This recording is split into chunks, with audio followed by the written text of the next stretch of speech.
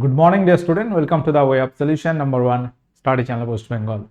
তো আমি তোমাদের ডাল্টন স্যার। তোমরা এখন পাচ্ছ ভারতের সংবিধান থেকে একটি উল্লেখযোগ্য আলোচনা, সেটি হচ্ছে রাজ্যের যে আইনসভা, আমরা বিধান পরিষদ এবং বিধান সভা নিয়ে আজকে আলোচনা করব। প্রত্যেকে আমরা জানি আমাদের পশ্চিমবঙ্গে বর্তমান বিধানসভার ভোট চলছে। তো এই বিধানসভা বা বিধান পরিষদ এগুলো কি, সেগুলো নিয়ে আমরা আজকে ডিসকাস করবো। আমরা আগে সপ্তাহে দেখবে ভারতের সংসদ বা পার্লামেন্ট নিয়ে আলোচনা করেছিলাম। তো আজকে আলোচনা করব রাজ্যের আইনসভা, বিধানসভা এবং বিধান পরিষদ নিয়ে। প্রত্যেকে যারা কানেক্ট আছো, আমাদের সমস্ত ক্লাসের নোটিফিকেশন লিঙ্ক আমাদের verified Telegram group the way of সলিউশনে তুমি পাবে, এবং আমরা যে পেড কোর্সগুলো করাচ্ছি TWS একাডেমি অ্যাপে পাবে। এই অ্যাপ প্লে স্টোর থেকে তোমরা ডাউনলোড করবে। সেখানে এই পেড কোর্স অপশানে গেলে আমাদের বিভিন্ন পরীক্ষা ওরিয়েন্টেড ব্যাচ তুমি দেখতে পাবে। আমাদের নতুন যে ব্যাচটা শুরু হচ্ছে বা শুরু হয়েছে সবে, সেটি হচ্ছে কম্বাইন্ড ফাউন্ডেশন ব্যাচ 7.0, অর্থাৎ এটা যে কোনো পরীক্ষার্থীর জন্য প্রযোজ্য একটা কম্বাইন্ড ব্যাচ। পাশাপাশি আমাদের স্পেশালি পরীক্ষাভিত্তিক ব্যাচ রয়েছে রেলের জন্য, WKPর জন্য, NM GNM এর জন্য, আপার প্রাইমারির জন্য, upper primary arts science practice batch. এছাড়া আরও অন্যান্য ব্যাচ রয়েছে, অগ্নিবীরের ব্যাচ রয়েছে। তো যাই হোক, তো আমরা আজকের আলোচনা শুরু করব। আমরা এই জায়গাটা অনেকে বুঝি না, যেহেতু এই যে পলিটিক্যাল সায়েন্স বা কনস্টিটিউশন এটা ক্লাস 10 পর্যন্ত নেই, 11-12 সেটা এবার কে কোন সাবজেক্ট নেবে, যারা সায়েন্স সাবজেক্ট নিয়ে পড়ে তারা এই সাবজেক্টটা পড়েই না, বা যারা আর্টস নেয় তারা যে সবাই সাবজেক্ট নেয় তা কিন্তু নয়। কিন্তু কম্পিটিটিভ সিলেবাস তুমি যদি দেখো, এই যে কনস্টিটিউশন অফ ইন্ডিয়া, এই পার্টটা কিন্তু আছে। প্রত্যেক পরীক্ষা, যে কোনো পরীক্ষা তুমি নাও, সেক্ষেত্রে দেখা যাবে ভারতের সংবিধান রিলেটেড একটা দুটো তিনটে প্রশ্ন থাকে, বা কিছু কিছু পরীক্ষা আরও বেশি, যেমন WBCS এ প্রচুর নাম্বার থাকে, 25 নাম্বার পলিটি ইকোনমি প্রিলিমসে থাকে, এবং মেন্সে গিয়ে এটা প্রায় 100 নাম্বার থাকে। তো সেই যাই হোক, তো আমরা আজকে ডিসকাস করব রাজ্য আইনসভা বা রাজ্যের আইনসভা নিয়ে। প্রত্যেকে যারা ক্লাসে কানেক্ট আছো, ভালো করে একটা জিনিস মাথায় ঢুকিয়ে নাও, আমাদের যে ভারতের যে সাংবিধানিক কাঠামো সেটা হচ্ছে যুক্তরাষ্ট্রীয়। আমরা গত ক্লাসে বলছিলাম যে ভারতের কেন্দ্র থেকে শাসন করছে প্রধানমন্ত্রী এবং রাজ্যে শাসন করছে মুখ্যমন্ত্রী, তাই তো? অর্থাৎ রাজ্যে একটা শাসন ব্যবস্থা আছে, কেন্দ্রে একটা আছে। কেন্দ্রের যে শাসন ব্যবস্থা সেটা তৈরি হচ্ছে পার্লামেন্ট নিয়ে। পার্লামেন্ট যেটাকে আমরা বলছি, বা ভারতের সংসদ, এই সংসদের দুটো কক্ষ থাকে, উচ্চ কক্ষ হচ্ছে রাজ্যসভা, নিম্ন কক্ষ হচ্ছে লোকসভা। সেটা গেল কেন্দ্রের আইনসভা। ঠিক সিমিলারলি রাজ্যের একটা আইনসভা থাকে, সেটাকে আমরা রাজ্য আইনসভা বলছি। এখানেও দুটো কক্ষ আছে, একটা হচ্ছে বিধান পরিষদ লেজিসলেটিভ কাউন্সিল, আরেকটা হচ্ছে লেজিসলেটিভ অ্যাসেম্বলি বা বিধানসভা। এবার বিষয়টা হচ্ছে স্যার, এই বিধান পরিষদ এটা তো আমাদের রাজ্যে নেই। তোমার মনে প্রশ্ন হতে পারে, উত্তর হচ্ছে হ্যাঁ, নেই। বিধান পরিষদ যেটাকে রাজ্যের উচ্চকক্ষ বলা হয়, রাজ্যের আইনসভার উচ্চকক্ষ, তো সেই বিধান পরিষদ সব রাজ্যে নেই, 6টা রাজ্যে আছে। বিধান পরিষদ থাকতে হবে এরকম কোনো বিষয় নেই, থাকলে থাকবে, না থাকলে না থাকবে, এটা মাত্র 6টা রাজ্যে আছে। আর বিধানসভা সব রাজ্যে আছে। তো রাজ্যের যে আইনসভা সেটা হতে পারে এক কক্ষ বা দ্বিকক্ষ বিশিষ্ট। পশ্চিমবঙ্গে বিধান পরিষদ ছিল 1952 থেকে 1969 পর্যন্ত ছিল। 1969 সালে বিধান পরিষদটাকে অবলুপ্ত করা হয়েছে। বিধান পরিষদ 1969 সাল পর্যন্ত ছিল, তারপরে আর নেই। তো ভারতের সংবিধানে বিভিন্ন আর্টিকেলের দ্বারা বিধান পরিষদ সৃষ্টি এবং লোপ করার কথা বলা হয়েছে। আর্টিকেল 169-এ বিধান পরিষদ সৃষ্টি বা লোপ করা যাবে। যাই হোক, তো বিধানসভা এবং বিধান পরিষদ সেটা নিয়ে আমরা ডিসকাস করব। একটা কোশ্চেন তোমাদের কাছে রাখছি, যে পশ্চিমবঙ্গে বিধানসভার আসন সংখ্যা কত? এই যে বিধানসভা, তাহলে প্রত্যেক রাজ্যে আছে, কিন্তু বিধান পরিষদ সব রাজ্যে নেই, এবং বিধানসভার আসন সব রাজ্যে একই রকম নয়। আমরা পার্লামেন্টে বা সংসদে যখন যাচ্ছি, সংসদের কথা যখন বলছি, সেখানে দেখবে লোকসভা রাজ্যসভা। লোকসভায় ম্যাক্সিমাম আসন আমরা বলেছি 550টা, বর্তমানে 543 জন আছে, এবং 543-এ পশ্চিমবঙ্গ থেকে আছে 42টি, উত্তরপ্রদেশে 80টি, এরকম কিছু রাজ্যে একটাও আছে। আসন কিন্তু বিভিন্ন রকম আছে বিভিন্ন রাজ্য থেকে। তেমনই প্রত্যেক রাজ্যে বিধানসভা আছে এবং বিধানসভার আসন সংখ্যা এক এক রাজ্যে এক এক রকম। কারণ কারণ জনসংখ্যা সব রাজ্যে সমান নয়, কম বেশি আছে, সেই রকম হিসাবেই কিন্তু জনসংখ্যার হিসাবে বিধানসভার আসন বেশি কম আছে। পশ্চিমবঙ্গে 294টি আসন আছে, বিধানসভার আসন পশ্চিমবঙ্গে 294টি। দেখবে 294 আসনে আমাদের পশ্চিমবঙ্গে ভোট হচ্ছে, যেটাকে আমরা অ্যাসেম্বলি ইলেকশন বলছি বা বিধানসভা ভোট। এই বিধানসভার ভোটের দ্বারা কিন্তু মুখ্যমন্ত্রী নির্বাচন হয়। প্রত্যেক রাজ্যে বিধানসভা ভোট হয়। এবার হ্যাঁ, বিধানসভা ভোট সব রাজ্যে যে একই বছর হয় তা নয়, বিভিন্ন রাজ্যে বিভিন্ন সময় হয়, ঠিক আছে। যাই হোক, তবে পশ্চিমবঙ্গে এখন হচ্ছে, তামিলনাড়ুতে হচ্ছে, কেরলে হচ্ছে, আসামে হচ্ছে এবং পুদুচেরি। কেন্দ্রশাসিত অঞ্চলগুলোর মধ্যে 3টে কেন্দ্রশাসিত অঞ্চলে বিধানসভা আছে, একটা পুদুচেরি, দিল্লি এবং জম্মু কাশ্মীর। এই 3টি রাজ্যে বিধানসভা আছে। তাহলে বিধানসভা এবং বিধান পরিষদ নিয়ে আমরা যে ডিসকাস করব, এইগুলো কি রাজ্যের আইনসভার মধ্যে পড়ছে। এগুলোতে কি হয়, আইন তৈরি করা হয়। একটা রাজ্য কিভাবে চলবে, বিভিন্ন সময় বিভিন্ন বিষয়ে আইন তৈরি করা হয় এবং সেটা রাজ্যের আইন হিসেবে প্রযোজ্য হয়। ক্লিয়ার? তাহলে ভারতবর্ষের সংবিধানে আমরা যদি দেখি 168 নম্বর ধারা থেকে 212 নম্বর ধারা পর্যন্ত রাজ্য আইনসভা সম্পর্কে বলা হয়েছে। রাজ্য আইনসভার গঠন প্রতিটি রাজ্যে একরকম নয়। 6টি রাজ্যে দ্বিকক্ষ বিশিষ্ট আইনসভা আছে এবং বাকি গোটা সব রাজ্যগুলোতে এক কক্ষ বিশিষ্ট আইনসভা রয়েছে। তো এই যে বিধান পরিষদ নেই, তো কোনো সমস্যা আছে? উত্তর হচ্ছে না। থাকলে থাকবে, না থাকলে না থাকবে, এটা ম্যান্ডেটরি নয়। বলা হচ্ছে রাজ্য বিধানসভা যদি বিশেষ সংখ্যাগরিষ্ঠতায় প্রস্তাব পাশ করে বিধান পরিষদ সৃষ্টি করতে পারে। অর্থাৎ আমাদের পশ্চিমবঙ্গ বিধান পরিষদ বলছি ছিল এক সময় 52 থেকে 1969 পর্যন্ত, 69-এ বিলুপ্ত হয়েছে। আবার কি হতে পারে? হ্যাঁ, হতে পারে। যদি বিধানসভার সদস্যরা বিধানসভাতে একটা প্রস্তাব পাশ করে, তারপর সেটা পার্লামেন্টে পাশ করাতে হবে সাধারণ সংখ্যাগরিষ্ঠতায়, তাহলে পশ্চিমবঙ্গে আবার বিধান পরিষদ ক্রিয়েট করা যেতে পারে। পার্লামেন্টে এই প্রস্তাব সাধারণ সংখ্যাগরিষ্ঠের মাধ্যমে অনুমোদন করতে পারে। এই হচ্ছে ঘটনা। তাহলে রাজ্য আইনসভার আমরা দুটো কক্ষই বুঝবো, একটা বিধান পরিষদ, বিধান সভা। তো যে সমস্ত রাজ্যে এই দ্বিকক্ষ বিশিষ্ট বিধান মানে সভা এবং বিধান পরিষদ আছে, সেই 6টি রাজ্য হচ্ছে উত্তরপ্রদেশ, বিহার, মহারাষ্ট্র, অন্ধ্রপ্রদেশ, কর্ণাটক, তেলেঙ্গানা। অন্ধ্রপ্রদেশ, তেলেঙ্গানা, কর্ণাটক, মহারাষ্ট্র, বিহার, উত্তরপ্রদেশ। তাহলে আমাদের পার্শ্ববর্তী রাজ্যের মধ্যে একমাত্র বিহার আছে, বাদবাকি উত্তরপ্রদেশ, মহারাষ্ট্র, অন্ধ্রপ্রদেশ, তেলেঙ্গানা, কর্ণাটক। এই 6টি রাজ্যে বিধান পরিষদ, বিধানসভা দুটোই আছে, বাদবাকি রাজ্যে শুধু বিধান সভা আছে। এবার আমরা দেখব যে 2019 সালে জানি আমরা যে জম্মু কাশ্মীর রাজ্য তালিকা থেকে বাদ গিয়ে দুটো কেন্দ্রশাসিত অঞ্চল হয়েছে এবং জম্মু কাশ্মীর আগে বিধান সভা, বিধান পরিষদ দুটোই ছিল।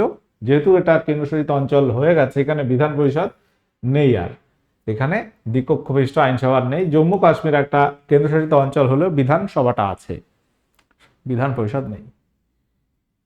তো বলা হচ্ছে রাজ্যের এই বিধানসভা গঠন, এটা সংবিধানে 170 নম্বর ধারায় আছে। সংবিধানে কত নম্বর ধারা আছে? 170 নম্বর ধারায় আছে।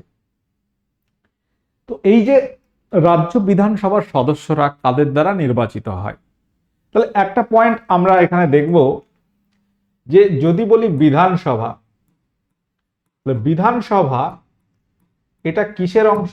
এটা কি ভারতের পার্লামেন্টের অংশ? উত্তর হচ্ছে না, বিধানসভা পার্লামেন্টের অংশ নয়। পার্লামেন্টটা হচ্ছে কেন্দ্রের আইনসভা, যেখানে আইন তৈরি করা হয় কেন্দ্র সরকার, সেখানে মানে কেন্দ্রের আইনসভা আর কি, কেন্দ্র সরকার নয়, কেন্দ্রের আইনসভা। সেখানে দুটো হাউস, উচ্চকক্ষ রাজ্যসভা, রাজ্যসভা মানে রাজ্যের কোনো সভা নয়, রাজ্যসভাটার নাম সেটা তোমার, আর একটা হচ্ছে লোকসভা, সেটা কেন্দ্রের। আর বিধানসভা এটা হচ্ছে রাজ্য আইনসভার অংশ, রাজ্যের যে আইনসভা। এই বিষয়টা তোমরা কি ক্লিয়ার হলে? এই জায়গাটা অনেকে বুঝতে পারো না তোমরা, যে রাজ্যে আইনসভার দুটো অংশ, একটা হচ্ছে বিধান সভা, এটাকে আমরা বলছি রাজ্যের আইনসভার নিম্ন কক্ষ। বিষয়টা অনেকটা সিমিলার। কেন্দ্রের আইনসভা নিম্ন কক্ষকে আমরা লোকসভা বলছি, আর রাজ্যের আইনসভার নিম্ন কক্ষকে আমরা বিধানসভা বলছি। এই বিধানসভার সদস্যরা দেখা যায় যে প্রত্যক্ষ ভোট দ্বারা নির্বাচিত হয়। বর্তমানে আমাদের পশ্চিমবঙ্গে বিধানসভা ভোট হচ্ছে মানে আমরা বুঝতে পারছি সবাই ভোট দেবে। সবাই মানে কি, 18 বছরের বেশি বয়স যারা প্রাপ্তবয়স্করা ভোট দেবে। এবার যারা ভোটার হয়েছে তারা ভোট দেবে। 18 বছর পার করে অনেকে হয়তো ভোটার হয়নি, তার ভোটার কার্ড নেই, সে ভোট দিতে পারবে না। অর্থাৎ বিধানসভার সদস্য হতে গেলে কিন্তু 18 বছর হতে হবে এরকম বলা হচ্ছে না। ভোট দানের বয়স 18 বছর। বিধানসভার সদস্য হতে গেলে কি কি যোগ্যতা লাগে? ভারতের নাগরিক হতে হবে, ন্যূনতম বয়স 25 বছর হতে হবে, কোনো লাভজনক পদে থাকলে হবে না। ঠিক আছে, এই রকমের পয়েন্ট কিন্তু আছে, আমরা ডিসকাস করব। তার রাজ্য আইনসভার বিধানসভা এবং আরেকটা হচ্ছে বিধান পরিষদ, এটাকে আমরা বলছি উচ্চকক্ষ। তাহলে কেন্দ্র আইনসভার উচ্চকক্ষকে আমরা রাজ্যসভা বলছি। সেখানে আমরা দেখেছি যে বয়সের ন্যূনতম সীমা 30 বছর। রাজ্যের বিধান পরিষদের সদস্য হতে গেলে মিনিমাম বয়স লাগে 30 বছর। আমরা নোট দিয়ে রাখবো, তোমরা বুঝতে পারবে তখন। এই হচ্ছে রাজ্য আইনসভার গেটা। এবার এই যে বিধানসভার আসন সব জায়গায় সমান নয়, এটা আমরা প্রথমে বলেছি। প্রত্যক্ষভাবে নির্বাচিত প্রতিনিধিদের দ্বারা গঠিত হয়। সদস্য সংখ্যা অনধিক 500, ন্যূনতম 60 হতে হয়। এই জায়গাটা একটু বোঝার আছে। ধরো বিধানসভার আমরা বলছি সব রাজ্যে সমান আসন নেই, যে রাজ্যের জনসংখ্যা যেমন তেমন আসন। ম্যাক্সিমাম একটা লিমিটেশন আছে, ম্যাক্সিমাম 500 আসন হতে পারে বিধানসভা, তার বেশি হবে না। ক্লিয়ার? আর মিনিমাম বলছে 60, কিন্তু তারপরেও দেখা যায় যে সিকিমে সব থেকে জনসংখ্যা কম, মাত্র 32টি আসন আছে। যদি বলা হয় কোন রাজ্যে বিধানসভার আসন সব থেকে কম, উত্তর হবে সিকিম। তারপর গোয়াতে আছে 40টি, মিজোরামে 40টি আছে, অরুণাচল প্রদেশ, নাগাল্যান্ডে 60টা করে আসন আছে। ঠিক আছে, এগুলো জনসংখ্যার ভিত্তিতে নির্ধারিত। এবার আমরা দেখব যে কোন রাজ্যে কতগুলি বিধানসভার আসন আছে। আমরা স্টেট ওয়াইজ এবং ইউনিয়ন টেরিটরি অনুযায়ী এখানে ডিসকাস করে দিচ্ছি। এখানে প্রত্যেকটা রাজ্যের রাজধানী আছে এবং কটা করে সিট আছে বিধানসভার আসন, সেগুলো আমি নোট দিয়ে রাখছি। তোমাদের কি এত মনে রাখতে হবে? উত্তর হচ্ছে না, কয়েকটা মনে রাখলেই চলবে। অন্ধ্রপ্রদেশ, যার রাজধানী অমরাবতী, 175টি আসন। অরুণাচল প্রদেশে 60, আসামে 126, বিহারে 243, ছত্তিশগড়ে 90, গোয়াতে 40, গুজরাটে 182, হরিয়ানা 90টি আছে, হিমাচল প্রদেশের আছে 68টি আসন, ঝাড়খণ্ডে 81, কর্ণাটকে আছে 224, কেরালা 140, মধ্যপ্রদেশ 230, মহারাষ্ট্রে 288, মণিপুরে হচ্ছে 60, মেঘালয় আছে 60টি, মিজোরাম 40, নাগাল্যান্ড হচ্ছে 60টি, উড়িষ্যা আছে 147। আমি এগুলো তোমাদের জানিয়ে রাখছি। পাঞ্জাবে আছে 117, রাজস্থান 200, সিকিম হচ্ছে সব থেকে কম, সর্বনিম্ন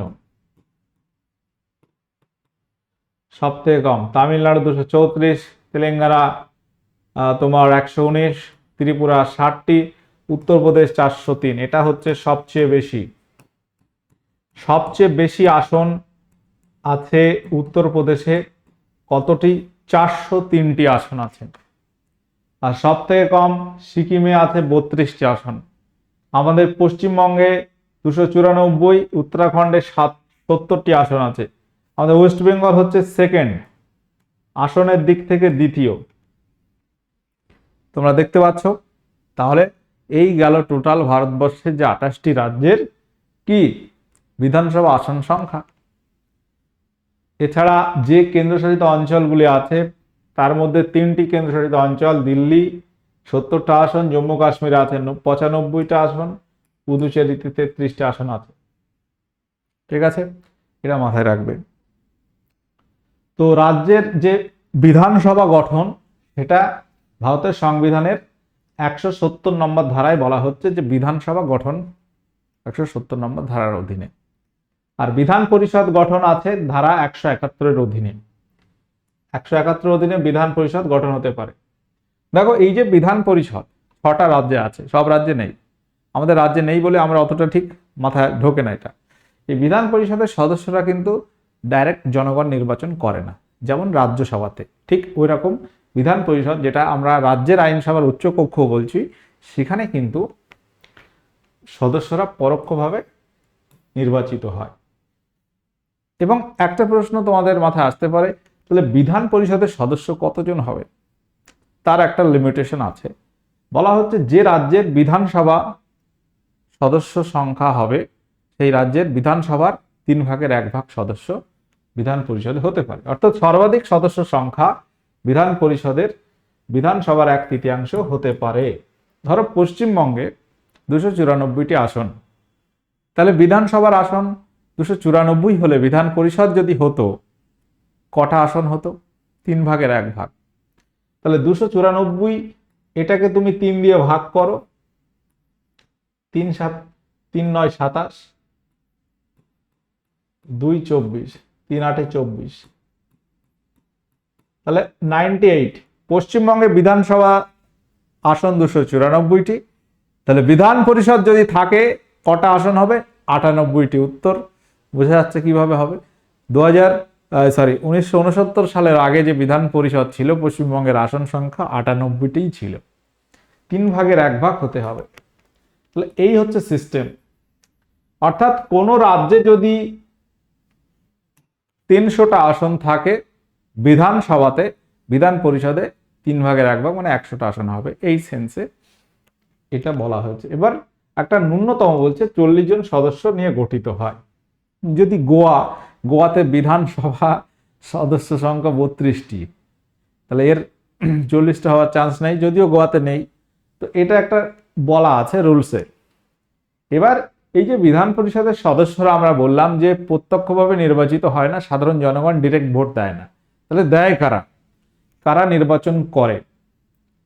বলা হচ্ছে এই যে সদস্য সংখ্যা ধরো হলো 100টা, তার 3/1 সদস্য স্থানীয় সংস্থা যেমন পৌরসভা, জেলা বোর্ড ইত্যাদি সদস্যরা তাদের নির্বাচন করে। 12/1 সদস্য যারা 3 বছর পূর্বে গ্রাজুয়েট হয়েছে এবং ওই রাজ্যে থাকেন তারা নির্বাচন করে। 1/12 অংশ যারা 3 বছর শিক্ষকতা করছেন তারা নির্বাচন করে। এবার বিশেষ কয়েকটা লেখা আছে, 3/1 সদস্য বিধানসভার সদস্যরা নির্বাচন করে। অর্থাৎ 1/3 করবে বিধানসভার যারা সদস্য আছে তারা ভোট দিয়ে নির্বাচন করবে 3/1। আর এখানে প্রথমে দেখো 3/1 স্থানীয় সংস্থা, পৌরসভা, জেলা বোর্ড ইত্যাদি সদস্য করে। আর বাদ বাকি যে 3/1 তাকে তিনটে ভাগে ভাগ করা হচ্ছে, 1/12, 1/12 আর 1/6। 1/6 অংশ রাজ্যপাল মনোনীত হবে। 6/1, 6 জনা একজনকে রাজ্যপাল মনোনীত করেন এবং সেই রাজ্যপাল দেখা যাবে যে বিভিন্ন সাহিত্যিক, বৈজ্ঞানিক বা কোনো সমাজসেবক তাদেরকে নিযুক্ত করতে পারে। তো এই দুটো কক্ষের কার্যকাল কেমন হয়? আমরা জানি যে লোকসভার মেয়াদ থাকে 5 বছর, ঠিক একই রকম ভাবে লোকসভার মতোই বিধানসভা একটি অস্থায়ী কক্ষ, সাধারণ মেয়াদ 5 বছর। সাধারণ মেয়াদ কত? 5 বছর। আমরা এইগুলো নিয়ে প্রশ্ন আলোচনা করব, তোমরা আরো ক্লিয়ার হবে। তাহলে বিধানসভা মেয়াদ 5 বছর, কারণ এটা অস্থায়ী, এটা 5 বছর পর পর ভোট হবে, টোটাল চেঞ্জ হবে। আমাদের পশ্চিমবঙ্গে 2021 সালে বিধানসভা নির্বাচন হয়েছিল, আর 2026 সালে হচ্ছে। ক্লিয়ার? এই কিন্তু হিসাব। 2021-এর পর 26, 5 বছর মেয়াদ ছিল। 5 বছর পরে অটোমেটিক বিধানসভা নির্বাচন হবে, আবার নতুন মুখ্যমন্ত্রী আসবে। সে একই ব্যক্তি হতে পারে, বাট আবার নতুন করে হবে। আর রাজ্যসভার মতোই বিধান পরিষদকে একটি স্থায়ী কক্ষ বলা হচ্ছে। বিধান পরিষদকে স্থায়ী কক্ষ বলা হচ্ছে। এর 1/3 সদস্য প্রত্যেক 2 বছর অন্তর পাল্টাবে, অবসর গ্রহণ করবে এবং সেই জায়গায় নতুন আসবে, এবং একজন সদস্যের কার্যকাল 6 বছর থাকে। যদি বলো স্যার লোকসভার সদস্যদের মেয়াদ 5 বছর থাকে আর বিধানসভার সদস্যদের মেয়াদও 5 বছর থাকে, কারণ বিধানসভার মেয়াদই 5 বছর, এর সদস্যের মেয়াদ 5 বছর। কিন্তু বিধান পরিষদ যদিও সব রাজ্যে নেই, কিন্তু এটা সিস্টেমটা ওই কেন্দ্রের আইনসভা, পার্লামেন্টের উচ্চকক্ষ, রাজ্যসভার মতোই সিস্টেম এক্ষেত্রে একই। অবসরপ্রাপ্ত সদস্যরা পুনর্নির্বাচিত হতে পারে। যোগ্যতা কি কি লাগে? আমরা ভারতের সংবিধানের ধারা 173-এ এই যে বিধানসভা বা বিধান পরিষদের সদস্যদের পদের যোগ্যতা কি আছে সেগুলো বলা হয়েছে। ভারতের নাগরিক হতে হবে, তৃতীয় তফসিলে বর্ণিত ভাষা অনুযায়ী শপথ গ্রহণ করতে হয়। আচ্ছা, ন্যূনতম বয়স দেখো, ন্যূনতম 30 বছর বয়স্ক হতে হবে বিধান পরিষদের ক্ষেত্রে, এবং ন্যূনতম 25 বছর বয়স হতে হবে বিধানসভার ক্ষেত্রে। এই কিন্তু খুব ইম্পর্টেন্ট একটা পয়েন্ট এখানে বলা হচ্ছে। শপথ গ্রহণ রাজ্যপালের কাছে হবে, রাজ্যপাল বা তার নিযুক্ত কোনো ব্যক্তি কর্তৃক তারা শপথ গ্রহণ করে। এবার একটা বিধানসভা ধরো আছে, তার আসন খালি হতে পারে কিভাবে? কোনো ব্যক্তি যদি দুটো সদস্য পদ নিয়ে থাকে, ধরো বিধান পরিষদ বা বিধানসভা, বা ধরো লোকসভায় একটা সদস্য বা এখানে আবার দাঁড়িয়েছে, জিতেছে, এরকম যদি হয় কথার কথা, তাহলে একটা খালি করতে হয়, দ্বৈত সদস্য পদ থাকবে না। যদি কোনো কারণে অযোগ্যতা হয়ে যায়, অযোগ্য হয়, বা কেউ যদি পদত্যাগ করে, তাহলে তার পদ খালি হবে। বা কোনো ব্যক্তি যদি 60 দিন বা তার বেশি দিন বিনা অনুমতিতে অ্যাবসেন্ট থাকে, সেক্ষেত্রে তার পদ খালি হয়ে যাবে অটোমেটিক। যদি কক্ষ দ্বারা বরখাস্ত হয়, বা এর মধ্যে থেকে কোনো ব্যক্তি যদি রাষ্ট্রপতি বা উপরাষ্ট্রপতি পদ নির্বাচিত হয়, তাহলে সেই পদটা খালি হবে। বা তিনি যদি কোনো রাজ্যের রাজ্যপাল হিসেবে নিযুক্ত হয়, তাহলে তার পদটা খালি হচ্ছে। এবার হচ্ছে এই যে বিধানসভাটা পরিচালনা কে করে? আমরা জানি লোকসভা পরিচালনা করে লোকসভার স্পিকার, রাজ্যসভা পরিচালনা করে ভারতবর্ষের উপরাষ্ট্রপতি। তাহলে বিধানসভা পরিচালনা কে করবে? এখানেও একজন স্পিকার থাকে। রাজ্য আইনসভায় উভয় কক্ষেই নিজস্ব অধ্যক্ষ থাকবে, স্পিকার থাকবে। রাজ্যসভার স্পিকার থাকে না, রাজ্যসভার চেয়ারম্যান, তাকে আমরা বলি উপরাষ্ট্রপতি, সেটা কেন্দ্রের আইনসভা, পার্লামেন্টের। আর রাজ্যের ক্ষেত্রে এই রাজ্য আইনসভার বিধান পরিষদে একজন স্পিকার থাকবে, বিধানসভাতে একজন স্পিকার থাকবে। তাহলে বিধানসভায় একজন অধ্যক্ষ থাকবে, একজন উপ অধ্যক্ষও থাকবে, ধারা 178-এ বলা হচ্ছে। এবং বিধান পরিষদে একজন চেয়ারম্যান থাকে, একজন ডেপুটি চেয়ারম্যান থাকে, ধারা 182-তে ভারতের সংবিধানে এগুলো বলা হয়েছে। সিস্টেমটা একই রকম, ঠিক আছে? কেন্দ্রে যেমন সিস্টেম, রাজ্যে ঠিক একই রকম সিস্টেম আছে। এবার বিধানসভার অধ্যক্ষ, তার ক্ষেত্রে আমরা যদি দেখি, বিধানসভার সদস্যরাই একজনকে অধ্যক্ষ হিসেবে সিলেক্ট করবে। বর্তমান পশ্চিমবঙ্গের স্পিকার ছিল বিমান ব্যানার্জি, তাই তো? পশ্চিমবঙ্গে 2011 থেকে আছে, এখন আবার বিধানসভা ভোট হচ্ছে, আবার যদি নতুন স্পিকার হবে। তো বিধানসভার কার্যকাল পর্যন্ত তার পদের মেয়াদ থাকে।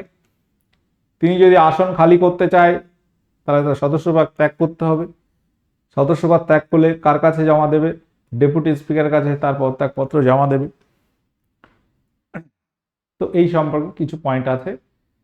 অধ্যক্ষের দায়িত্ব কর্তব্য কি থাকে? দেখো, দায়িত্ব কি? তিনি বিধানসভার আইন শৃঙ্খলা সৌজন্য বজায় রাখেন। কোরাম পূর্ণ না হলে তিনি সবার কাজ স্থগিত রাখেন। কোরাম মানে 1/10 সদস্য যদি অ্যাবসেন্ট থাকে, 1/10 সদস্য যদি না হাজির হয়, তাহলে সেই সভা, সেই 1/10 কোরাম বলা হয়। সেটা যদি ফুলফিল না হয়, বিধানসভার কাজটা স্টপ রাখতে পারে। এই সমস্ত পয়েন্ট আছে। তিনি প্রাথমিকভাবে ভোট দেন না। কোনো একটা বিষয়ে পক্ষে বিপক্ষে যদি সমান হয়, টাই হয়, ড্র হয়, সেক্ষেত্রে নির্ণায়ক ভোট দিতে পারে, কাস্টিং ভোট। একই রকম লোকসভার স্পিকারের মতো এর সিস্টেমটা একই রকমই। অর্থ বিল দেখো বিধানসভাতে আসে, কোনো বিল অর্থ বিল কিনা সেটা বিধানসভার স্পিকার ঠিক করবে। তিনি সবার গোপন অধিবেশন অনুমতি দেন। 10ম তফসিলে বর্ণিত দলত্যাগ ক্ষেত্রগুলো বিচার করে কোনো পদে কোনো সদস্যের সদস্য পদ থাকবে কি থাকবে না, সেটা বিচার তিনি করতে পারেন। তো বিধানসভার অধ্যক্ষ তিনি বেশ কয়েকটা পদের অটোমেটিক্যালি চেয়ারম্যান হন, যেমন business advisory committee, rules committee, general purpose committee এর চেয়ারম্যান হন। এবং বিধান পরিষদের চেয়ারম্যানের যে দায়িত্ব থাকে, আমরা সাধারণত বিধানসভার ক্ষেত্রে স্পিকার পদটা বলি, আর বিধান পরিষদ হলে চেয়ারম্যান। যেমন রাজ্যসভার ক্ষেত্রে ওই পদটাকে আমরা চেয়ারম্যান বলি, আর লোকসভার ক্ষেত্রে স্পিকার বলি। ঠিক একই রকম, বিধান সভার হলে স্পিকার, বিধান পরিষদ হলে চেয়ারম্যান। পদের নামটা হচ্ছে চেয়ারম্যান। এখানে একজন চেয়ারম্যান, ডেপুটি চেয়ারম্যান থাকবে, তাদের পদ কিভাবে খালি হতে পারে সেটা এখানে বলা হচ্ছে। যাই হোক, পশ্চিমবঙ্গে বিধানসভা গঠিত হয়েছিল প্রথম 1952 সালে। এখন 2026 সালের বিধানসভা যদি বলো স্যার কত নম্বর বিধানসভা, 2026-এ ওয়েস্ট বেঙ্গলের যে বিধানসভা গঠিত হবে, বিধানসভা হবে, সেটা হচ্ছে 18তম বিধানসভা নির্বাচন কিন্তু 2026 সালে এই হচ্ছে। 23 তারিখে হলো 152টা আসন, 29 তারিখে 142টা আসনে ভোট হবে এবং 4 তারিখে রেজাল্ট। পশ্চিমবঙ্গে বিধান পরিষদ 1969 সালে মার্চে অবলুপ্ত হয়। আর 169 ধারা বলে বিধান পরিষদ লোপ বা সৃষ্টি করা যায়। তো এই যে পয়েন্টগুলো তোমরা একটু খেয়াল রাখবে, নোট করে নিতে পারো। কি ধরনের এমসিকিউ আসে? কোশ্চেন নাম্বার 2, একটা কোশ্চেন দিয়ে শুরু করেছিলাম। কোশ্চেন নাম্বার 2 বলছে বিধান পরিষদের সদস্য হওয়ার ন্যূনতম বয়স কত বছর? উত্তর কি হবে? দেখো, এই যে বিধানসভা বিধান পরিষদ নিয়ে একটা ক্লিয়ার ধারণা তোমাদের অনেকেরই নেই, আজকে আশা করি এই ধারণাটা ক্লিয়ার হয়েছে। বিধান পরিষদের সদস্য হতে গেলে ন্যূনতম বয়স লাগবে 30 বছর। বিধানসভার সদস্য হতে গেলে, আচ্ছা, বিধানসভার সদস্যদের আমরা কি বলি? এমএলএ বলি, মেম্বার অফ লেজিসলেটিভ অ্যাসেম্বলি। বিধানসভার সদস্যদের আমরা বলি এমএলএ। এই যে ভোটটা এমএলএ ভোট আমরা বলে থাকি, চলছে assembly election, member of legislative assembly. বিধানসভা হচ্ছে লেজিসলেটিভ অ্যাসেম্বলি, তার সদস্য মেম্বার অফ লেজিসলেটিভ অ্যাসেম্বলি অর্থাৎ এমএলএ। তাহলে এমএলএ এর ফুল ফর্ম হচ্ছে member of legislative assembly. MLA হতে গেলে তোমার বয়স লাগবে 25 বছর, মিনিমাম 25। আর এটাকে বলা হয় লেজিসলেটিভ কাউন্সিল। এটাকে বলা হয় লেজিসলেটিভ কাউন্সিল।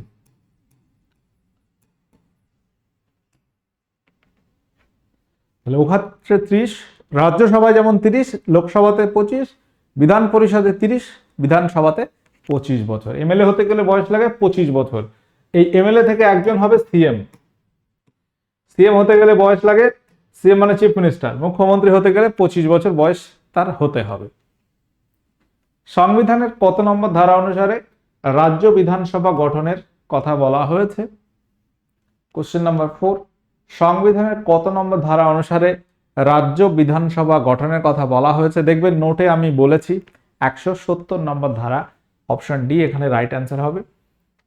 আর যদি বলা হয় যে 171 হচ্ছে বিধান পরিষদ সৃষ্টির, বিধান পরিষদ গঠনের কথা বলা হয়েছে, গঠনের কথা বলা হয়েছে 171, 170 বিধানসভা, 171 বিধান পরিষদ। পরবর্তী কোশ্চেন, সবচেয়ে বেশি বিধানসভার আসন আছে নিম্নের কোন রাজ্যে? বিধানসভার আসন সব থেকে বেশি আছে কোন রাজ্যে? বিধান সংখ্যা হয়ে গেছে, বিধানসভা হবে, ঠিক আছে, বিধান সভা। বিধানসভার আসন সব থেকে বেশি আছে উত্তরপ্রদেশে। কটি আসন আছে? 403টি। সবচেয়ে কম বিধানসভার আসন আছে কোন রাজ্যে? সব থেকে কম আছে বিধানসভার আসন কোন রাজ্যে? এগুলো কিন্তু প্রত্যেকটা লিস্ট আমি দিয়ে রেখেছি, তোমরা একটু দেখবে কোন রাজ্যে কত, জানার জন্য আমি দিয়ে রেখেছি। সব যে পরীক্ষা আসবে এরকম নয়, বাট আমাদের জানতে হবে। সিকিম কটি? 32টি। সিকিম আছে 32টি। গোয়াতে আছে 40টি। পশ্চিমবঙ্গের বিধান পরিষদ অবলুপ্তি হয়েছে কোন সালে? পশ্চিমবঙ্গের বিধান পরিষদ অবলুপ্তি হয়েছে কোন সালে? উত্তর কি হবে এখানে? বিধান পরিষদ অবলুপ্তি হয়েছে 1969 সালে, অপশন সি হবে। বিধানসভার সর্বোচ্চ আসন সংখ্যা কত হতে পারে? বিধানসভার সর্বোচ্চ আসন সংখ্যা কত হতে পারে? তাহলে এই বিধানসভা ম্যাক্সিমাম আসন হতে পারে 500টি। যদিও 500টি কোনো রাজ্যে নেই, সব থেকে বেশি উত্তরপ্রদেশে আছে 403টি। পশ্চিমবঙ্গ দ্বিতীয় পজিশনে 294টি, তাই তো। রাজ্যের নিম্নকক্ষ কোনটি? এটা কিন্তু একটা দারুণ কোশ্চেন এবং পরীক্ষায় আসতে পারে। কোশ্চেন নম্বর 9, কনফিউশন আজকে আর আজকে ক্লাসের পরে আর হবে না আশা করি। তাহলে নিম্নকক্ষ কেন্দ্রে একটা আছে, রাজ্যে একটা আছে। বিধানসভা নিম্নকক্ষ, দেখো বিধানসভা রাজ্যে নিম্নকক্ষ, আর বিধান পরিষদ এটা উচ্চ কক্ষ। আর যদি বলো কেন্দ্রে, কেন্দ্রে হচ্ছে নিম্নকক্ষ, কি হবে? নিম্নকক্ষ হচ্ছে লোকসভা, আর উচ্চকক্ষ হচ্ছে, এই বিষয়টা কিন্তু ক্লিয়ার থাকতে হবে, রাজ্যসভা। ঠিক আছে, এটা কেন্দ্রে, কেন্দ্রের যে আইনসভা সেটাকে আমরা বলছি পার্লামেন্ট। তাহলে পার্লামেন্টের নিম্নকক্ষ মানেই লোকসভা, পার্লামেন্টের উচ্চকক্ষ মানেই রাজ্যসভা। কেন্দ্রে নিম্নকক্ষ আর পার্লামেন্ট, আর এটা রাজ্যে নিম্নকক্ষ বিধানসভা, রাজ্যে উচ্চকক্ষ হচ্ছে বিধান পরিষদ। এটা রাজ্যে, রাজ্যের আইনসভার কত নম্বর ধারা অনুসারে বিধান পরিষদ সৃষ্টি বা লোপ করা যায়? কোশ্চেন নাম্বার 10, কত নম্বর ধারা অনুসারে বিধান পরিষদ সৃষ্টি বা লোপ করা যায়? উত্তর হবে 169।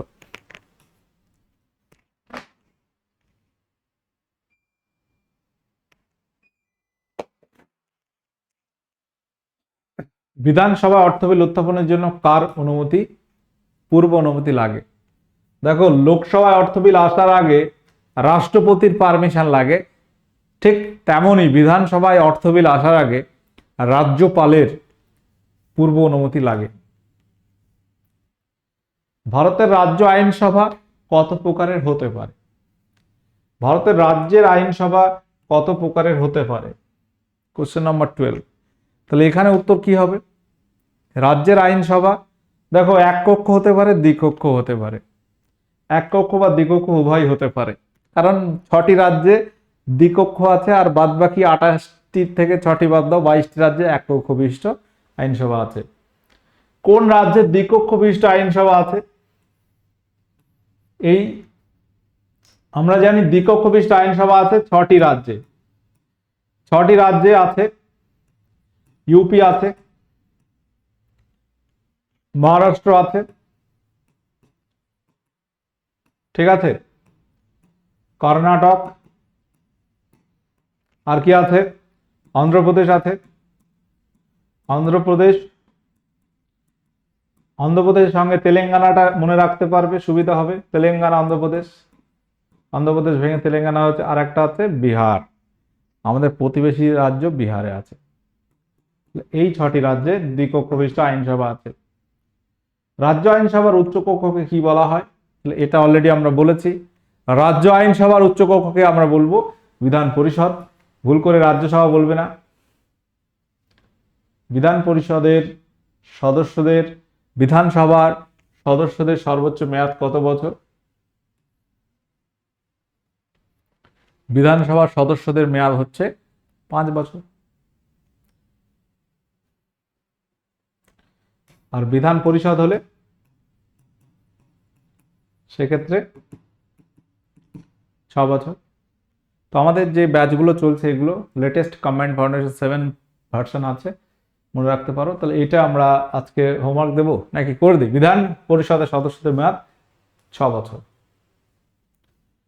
বিধান পরিষদ একটি স্থায়ী কক্ষ, রাজ্যসভার মতো, যদিও সব রাজ্যে নেই।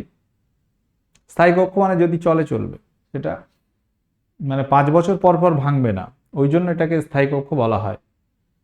অনুচ্ছেদে কোন অনুচ্ছেদে রাজ্য আইনসভার কথা বলা হয়েছে? কোন অনুচ্ছেদে?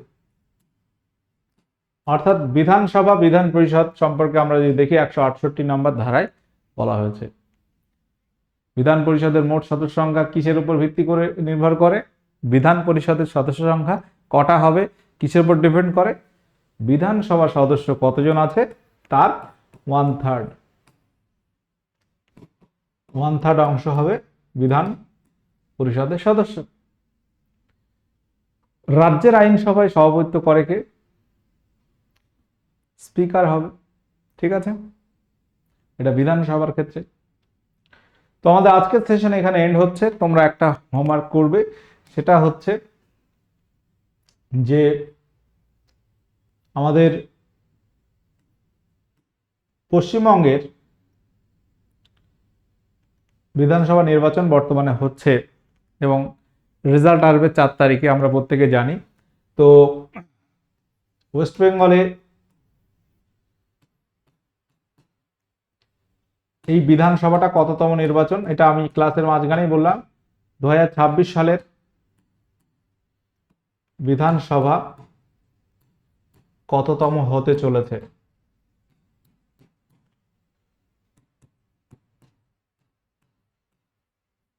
বিধানসভা নির্বাচনটা, ঠিক আছে, কত সময় বিধানসভা গঠিত হবে এটা আমরা আলোচনা করেছি, যদিও তোমরা হোমওয়ার্ক করবে। তাহলে আজকের সেশন আমরা এখানে এন্ড করছি, দেখা হচ্ছে পরবর্তী ক্লাসে। ওকে, টাটা, বাই।